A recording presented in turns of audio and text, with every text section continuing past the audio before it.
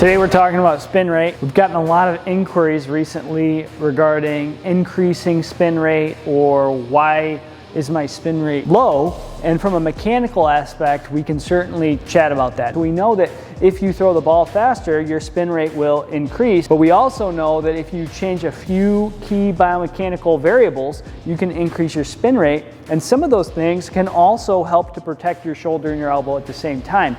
So let's chat about those a little bit right here.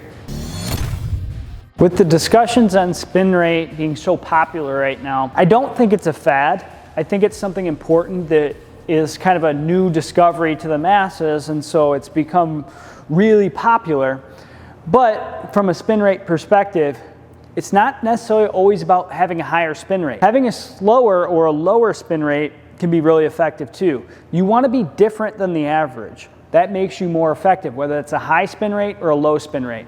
If you increase your velocity, tendency is that spin rate correlates to that and increases as the velocity increases. But from a mechanics perspective, how fast your arm rotates, so the last segment that's touching the baseball, the angular velocity of that segment is going to be one of the key determining factors. So if you have a long arm action where you drag your arm out and around, you're more likely going to have a lower spin rate. Biggest thing you can do to increase your spin rate is to throw the ball a little bit faster. The next thing is to make sure that you are more compact or you have a tighter arm action, which is actually something we promote all the time from a health perspective to protect your elbow, protect your shoulder, because it decreases the amount of leverage pulling, but also puts the joints in a more stable orientation. So that's something important there. And then, thinking about grip and how you're gripping the ball, you see different pitch grips, and that's where you can start to play with the Rapsodo devices and some of these other technological advances that we have in the sport of baseball to actually look at how fast the baseball spins with different pitch grips and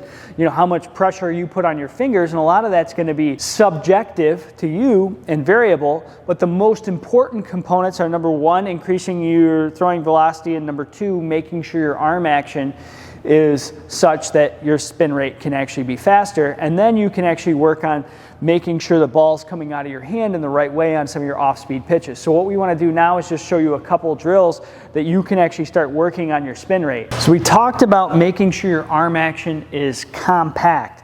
The first thing is doing a ladder drill. Now we've showed this before, and I like this, as far as getting loosened up. So you're bringing the ball in close as you move through different heights. Now, my suggestion is you get loose with this, but you start doing it at a high rate of speed. I'm not going to do that because I'm just washed up, and I just throw for demonstration purposes only.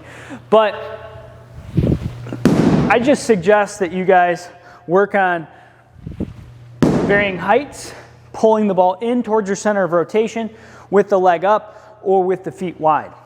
Once you've actually gone through some of those,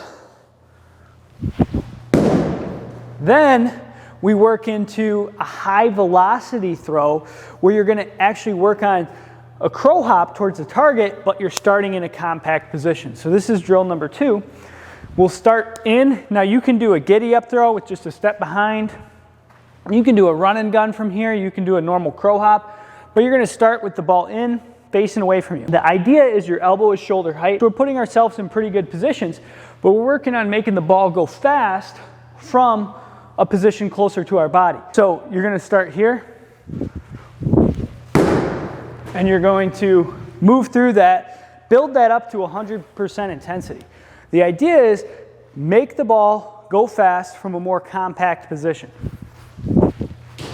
High rate of speed, work up to 100% intensity on it, and then over the course of time, you ingrain that high rate of speed into your full pitch. So you can work on increasing your velocity from this position, but you can also work on bringing the ball in close. Try these out, ladder drill from varying positions to get the ball in closer, and then work on making your arm go fast from a shortened position or from an abbreviated position. Once you've done that, then you can start worrying about how exactly you're holding different pitches and those sorts of things. Think about making your body move fast, think about making your arm action better, and then think about making the ball move faster prior to worrying about all these other intricacies that are often talked about on the web. If you like this video, hit the thumbs up and subscribe. We'll see you guys in the next video.